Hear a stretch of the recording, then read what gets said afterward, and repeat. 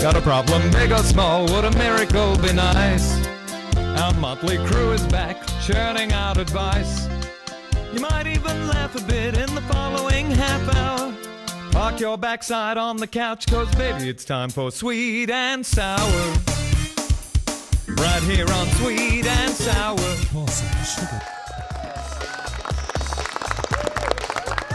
Good evening everyone, welcome to Sweet and Sour. Gary Mitchell with you for the next half hour. Terrific lot in tonight and a couple of faces that you've not seen before. But first up, fresh from his appearance on Telethon after raising tens of thousands of dollars, 24 hours on the grinder. Matty, how you feeling?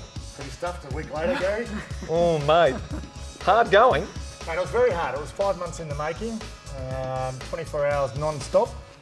The only time I went to the toilet in a bottle and then handed it off to a support crew, so they had the best job of all. How did you do that when you were on camera most of the time? Well, what we did is we put a screen up, because I get asked this all the time. We put a screen up and I stand up and I keep the grinder going one hand, I wee into the bottle with the other hand and pass it off. Terrific. You've got to tell us more during the break. Welcome back, mate. I hope you're feeling all right. And someone who's got a little treat for us a little later on. Hello, Moana, for the first time. Welcome. Hello, thank you. Songstress. How long have you been singing? I've always been singing since I was little, I think, but been writing my own songs and gigging for about 2 years. The guys think you're pretty all right too, because they were all going, have a look, she's great, she's got a beautiful smile, among other things. Welcome. Have a good time. First timer as well? Yes. Do we say what you are? Oh, they can already see because it's coming up. Sex therapist. Yes. Wow. Well, sex coach. Sex coach. Coaching. All right, coach. There's a little bit of a difference. How'd you get into that? Well, that's a bit of a long story. I don't think we have time tonight to talk about that. All right, send us a letter. Welcome, Claire, anyway. And Nunz is back with us. Hello, mate. Hello. News on the traps? What's happening? All good? All good, yeah, fantastic. People off your case? Every day is a fantastic day. All right, give me one word. You've read the letters? I did, Description? yeah, they're good. Good. Yeah, I think you've got to be careful with number 2, but... Number 2, all right. But, we'll have a look at that in a minute. I'll be careful with number 2. Matt had to be careful with number 2 last week, apparently, as well. But I still can't get over the sex coach. You're there having sex, she goes, stop! Foul play! You went, no, it's foreplay. Umpire! What's going on there? Boom, boom. Well, letter 1, here we go. Hello, Mitch and panellists. My sister-in-law is a bitch. She says she doesn't want to bring kids into this world because it's such a horrible place for anyone. Then why wouldn't anyone with that mindset just shut up and jump off? My poor brother, who would without question make a wonderful dad because he's so warm and a nurturer by nature, always wanted kids. Then he goes and marries this woman who pretended to be just as warm and loving, but she turned into, or always was, a cold, selfish, heartless, self-centered bitch. Now she doesn't want kids when the only thing that is negative about this wonderful world is when you can aspire to become anything you want, is her. What is in the mind of people who think the world is such a horrible place? Perhaps if we understand it, we can show them delight. Is it a pointless exercise trying? Am I better off telling my brother next time he asks that he should move on and find someone who appreciates him rather than drains him, and find someone who thinks the planet is a wonderful place to bring up children? Leslie of Toorak Gardens in South Australia, expert in the matter. Come on, Nunz. Expert. Well, I'm not sure. I've got no kids. I don't know. I'm on No, the other, bitches. I'm on the other side of the bench. Bitches, come on. Yeah, I don't know. You got to try and keep out of these things, especially when you're dealing with sister-in-laws and other partners. The way you see it is not the way that they see it, and you can't force someone to have kids. It's impossible. It's like it's a lifetime commitment. Looking back now, I thought I was the smartest person in the world not having kids. Now I'm looking back and thinking, shit, mate, I should have had 2, 3, 4, 5, mate. But no, you've got to keep out of it. You can't force them. When it comes to relationships. Why does someone have the mindset that it's a horrible planet and that's why I don't want to have kids? Is it an excuse? Well, I think in Australia it's a fantastic country. So if you've got that in your head, there's something wrong with you. But the world in general is it's a little bit mixed up at the moment. So if you're looking at if you are thinking that, you should move out to the country, to a beautiful little farm, away from everybody. Bring your kids up the way you want to bring them up, you know. Doesn't want any. Doesn't Live want on any. your own. So, I don't know. Claire, what's wrong with this woman? Oh, look, just going back to the world, I just think the world is how you see it. It's either the best of times or the worst of times. It's your perception. Yep. So when I look at what this, it's her perception, and she doesn't want to have children, but what you're doing is you're building walls with your brother, and I'd be careful that you're building the walls and not a bridge. If you want to really work on changing her, which it looks like that's what you want to do, change yourself first. Ooh, okay. Don't bother about the bitch of a sister-in-law. Forget the bitch of a... Look at the bitch of a sister... Build bridges. Get to know the bitch. Well, enjoy her. Can you change someone if she doesn't want to get kids? You cannot change anyone, but you can change yourself. And if you change the way you look at them, they'll look different to you. Moana, what are you going to do? You got a song for this occasion? No. Okay. No, I agree with you too that yeah, it's hard. Like making assumptions about someone else's relationship is a no-no. Like you never know what's going on in someone else's relationship, and I think. Have you got a brother? I have 6 brothers. Wow. Glad I asked. Okay, so just imagine the one that you're closest to. Yeah. He's gone off with some woman that you can't stand, apparently, and you know he would make a fantastic father, and all of a sudden this woman's going to say, "Nah, you're not having kids." What would you tell him? You love him to bits. What are you going to tell him? It's a toughie, isn't it? Would you tell him anything? Or would you shut him out? No, just let him go on his own journey and do what he's allowed to right make his own him. mistakes. And she's talking about how horrible the world, like how it's a revolting thing that someone would think the world's horrible. But I think by being so judgmental about somebody else is in fact a horrible thing. Like I think she's been quite contradictory of herself. Wrongs. Matt, final word on this one. Come on. Well, just quickly, look, being a father is the best job in the world. So obviously your brother, if he's in love with this woman and he thought that she was the perfect partner for him, that now it turns out that they mightn't be on the same page. But I obviously have to agree with the panel. I know a little bit boring, but in this case... You've never agreed with anybody. anybody. I know, I can't Now believe you're I'm gonna saying agree. this. I can't believe I'm saying you've it. turned into a moron. I know. I meant my own words. But listen, stay out of the arguments, because coming from a family where no one speaks at all and having the bitch from hell for a sister-in-law, I know you can never win that battle. So basically, your brother will work it out sooner or later. If he's passionate about having a family and having kids, he'll want to be with someone that wants the same as him, not just someone that likes him for who he is, but someone that enjoys being around in this world as well. Good on you, Matty. When we come back, we're going to be talking about whether we think the church is above the law. More of Sweet and Sour when we come back. Don't go away. See you soon. It's time for Sweet and Sour. Right here on Sweet and Sour.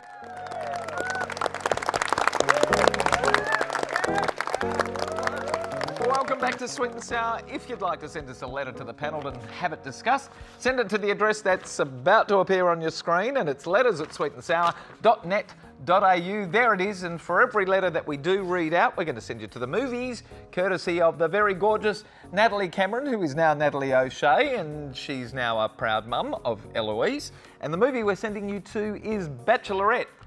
There you go. Anybody seen it yet? Everybody rushing out of the studio to grab their seats for that one. And we'd also love you to give us a like on Facebook, which is facebook.com/Sweet and Sour. Thank you very much. Letter 2, here we go. Hi, Sweet and Sour guests. Why is any church above the law? Why is it that a church confessional, for whatever reason, can be an untouchable sanctuary for criminals, especially when it reveals confessions about pedophilia? We're supposed to enjoy the separation between church and state, and yet we hear the Archbishop of Catholic Australia suggests that the conversations between people in a confessional where potential crimes are revealed should not be used to protect against such evil potential eventuating. And the Archbishop wants to complain about the Catholic Church being singled out in this Royal Commission that the Prime Minister has called. Can anyone on the panel, however, name to me another institution, religious or otherwise, that seems to have had such an endemic predisposition to tolerating, hiding and perpetuating such horrific sex crimes? And it comes to us from Donna of Dinella in WA. Maddie, you're first up on this one, mate. Well, it's a hard one, isn't it? The Royal Commission is such a fantastic thing, long overdue. Sexual crimes against kids or anybody in particular is just horrific. Yep. And it should be just outlawed, and they should be hung and quartered, these people that get found guilty. The Catholic Church want to hide all this because they are responsible for a fair amount of the goings on. There's a lot of kids out there that have grown up to become strong adults that have had to go through so much trauma as a young fella, being molested by someone who is supposed to be of a certain cloth, a certain race, or even someone that they trusted. It's a despicable crime, and these people should be locked away out of society forever. Ooh. Moana. It's a tough one, isn't it? No. Mate, no. I mean, I think... You don't harbour criminals, in my view. Anyway, go on. I think... I mean, I've never grown up in church or anything, so I think I've avoided it in my life because I find it a very convoluted thing itself, and it's hard to comment on. I've never been into one, as I said, but I mean, the only thing I could think of that is similar, it's not crime related, but if you go to like a psychologist or a counsellor, and you know, if someone said, I'm going to kill myself, they sort of have an obligation to tell someone, but you know, you feel like you're telling someone a secret that is not, I don't know, that's the only thing I could think of that's similar. But yeah, it's tough. It's a tough one. I think the sad thing in all of this is, it's not that the Catholic Church has been singled out, because that's where most of it's happening. It's that the people, the administrators of the Catholic Church, are trying to hide behind the church. The problem for me is, it's the current generation of the hierarchy within that particular church that seem to want to say in the media, you know, the church is being focused on, and it's the individuals, in particular the Archbishop, whose expiry date has well passed because he just doesn't get it. You just do not harbour criminals who do this sort of thing. It's not the church. The church is going to go on forever. And this episode is going to be lost. The perpetrators are these people who want to hide behind the church and dirty its name. That's my view. Sorry, Claire? Yes. Okay. Well, I just think with the Catholics, they're in the limelight with this most of all because they do confessions. And when they do confessions and you know, at the same time, there shouldn't be any discrimination. If someone's done an act, like sexual act or rape or whatever it is, they should suffer the consequences to their actions, no matter where they come from. So I think this is a law thing more than a church thing. I think this is where the law's got to come into play and say across the board, if you're to the Archbishop, that anyone that confesses to you that has done this, you have to report it. Everything should be reported. I know myself, if I have someone confess to me they're a pedophile or a rapist or whatever, I'll report it. It's my obligation. And I think it's an obligation to the church that they should be reporting any act. Nuns, final word on this. Practising Catholic? You know Still practising. You know the Roman Catholic Church is the best religion in the world. Best. You can do whatever you want to do your whole life. Anything. As long as you go to confession, you confess, you do 20 Hail Marys, you're forgotten. You're forgiven. You're forgiven. Bullshit. Right or wrong? Is it wrong? Do you know these priests and these people, they're normal people. They grew up as normal kids. Or maybe something happened to them, I don't know, but they grew up normal. All of a sudden they become priests and they're put up here. They're not. They're normal people, right? And you take, you know, priests used to get married. They used to get married, they used to have sex. You know, Roman Catholics, they all did it. And then one day they decided, oh, Jesus, it's out of control. They're rooting everybody. They said, right, we got to stop this. Right? So they stopped it. Yeah. That's the problem. That's the problem. But it's wrong. At the end of the day, is it right? Are they doing something wrong? Crucify them. Cut their nuts off. Crucify them. Because it's wrong. So it's coming from a Catholic. Coming from a Catholic. There you go. We've got to go. We've got plenty of more discussion on that point, but the segment's over. When we come back, we're going to talk about, changing the topic dramatically, why men hate drama queens. Why everyone hates drama queens. We all hate drama queens. I'm a drama queen. I'm being over dramatic. Never mind. When we come back, don't go away. We'll see you soon. Hello everybody. If you're watching Sweet and Sour, you need our help.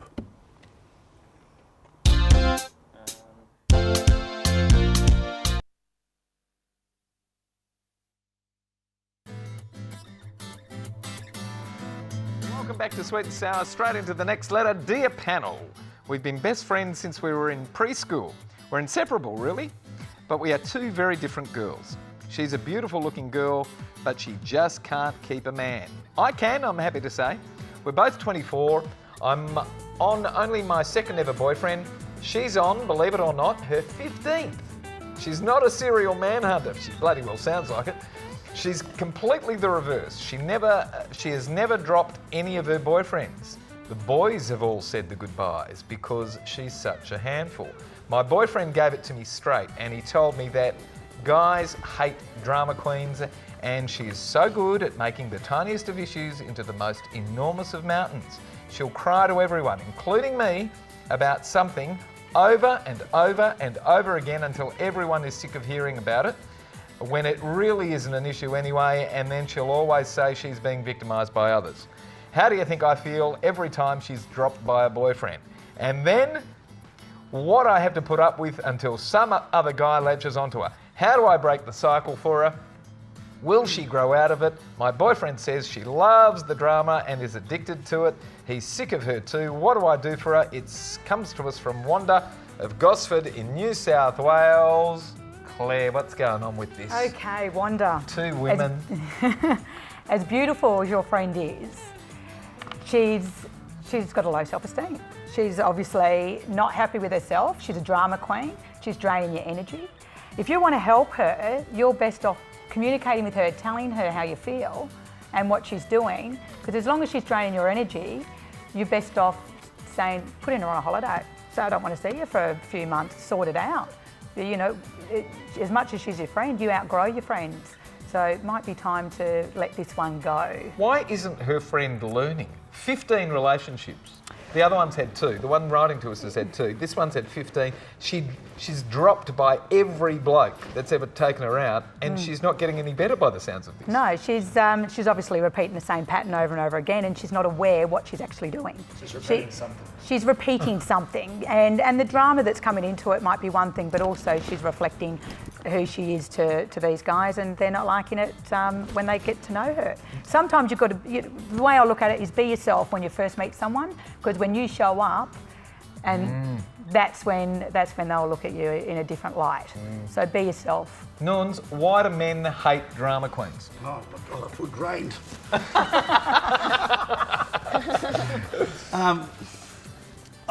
She's a nightmare. She's a nut. Nightmare. Can't She's a stand nut. it. She's a Absolute nut. Nutter. Nobody gets dropped Nutter. by 15 guys. There's something wrong. Something definitely wrong. 15 guys. She's a tart. She's a tart. She's jumping from one man to another man. She's causing scenes, causing dramas. Then moving on to the next guy, the next guy. Very immature. No, But she's only 24. Yeah, but she needs to grow up. She's acting like she's 15. Yeah. She's 24. All right, Maddie. Well, look, Wanda, as simple as this. If your girlfriend wants to stop getting dropped by blokes, tell her to stop dropping her pants. No, fair dinkum. Get off your back. Have some morals. Stop shagging these blokes. Get some self-respect. Hang on, but they're not one-night stands. They're boyfriends. Yeah, but they're getting bored. They're shagging her and then going, I've had enough, move on.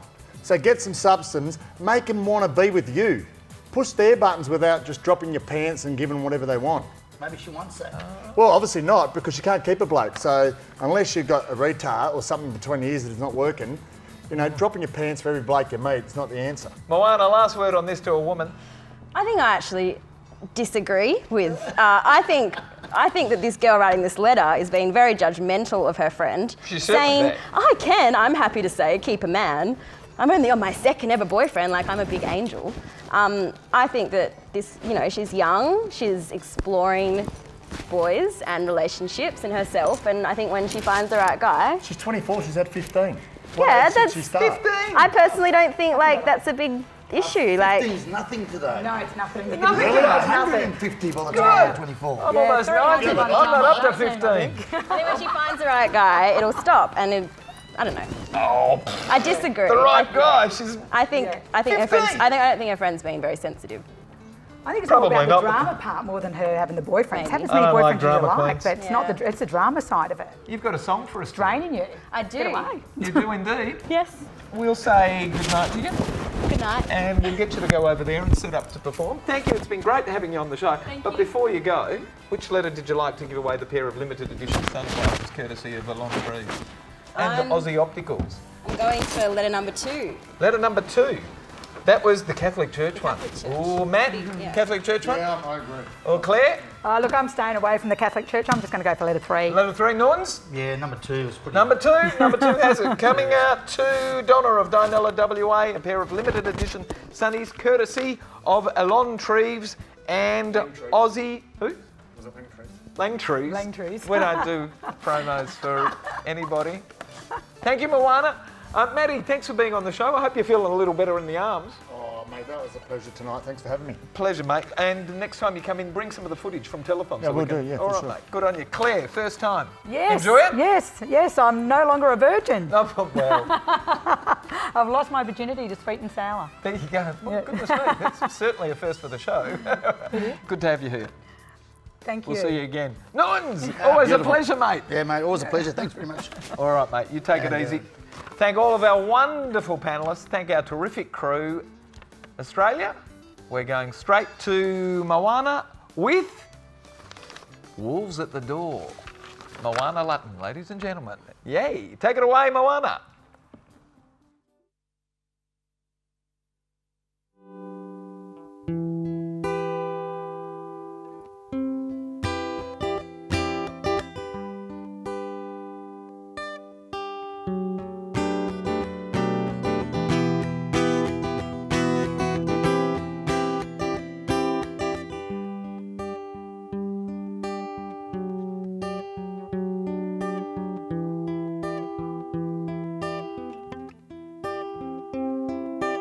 Where are you? I've been trying to find you. Been looking in the clouds, been looking through the crowds, been looking through the trees, been searching with my keys. Where are you? I've been trying to find you. Where did you go? I hear footsteps like the old you. Wondering where you've been, wondering what you've seen, craving to know you and craving to hold you. Where did you go?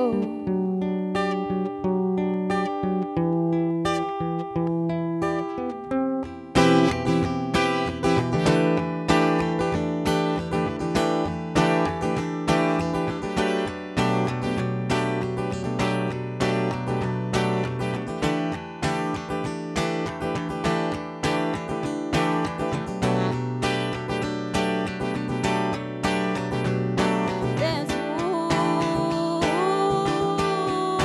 at the door, trying to find you. There's wolves at the door, trying to find you, trying to find you. I've been trying to find you.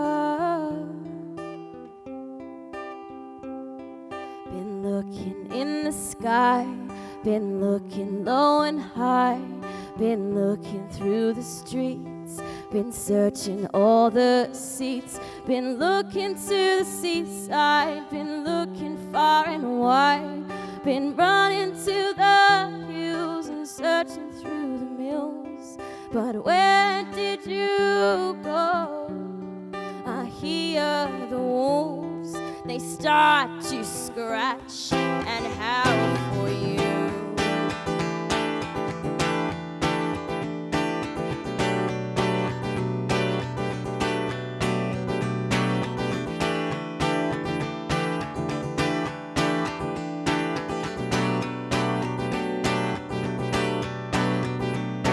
There's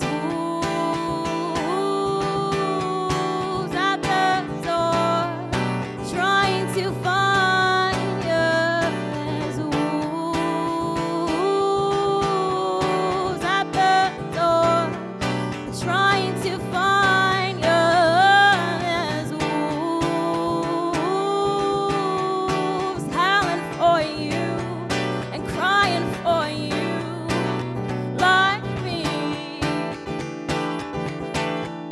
forget me as the wolves run free. Hey, you forget me, oh, as the wolves run free. You forget me as the wolves run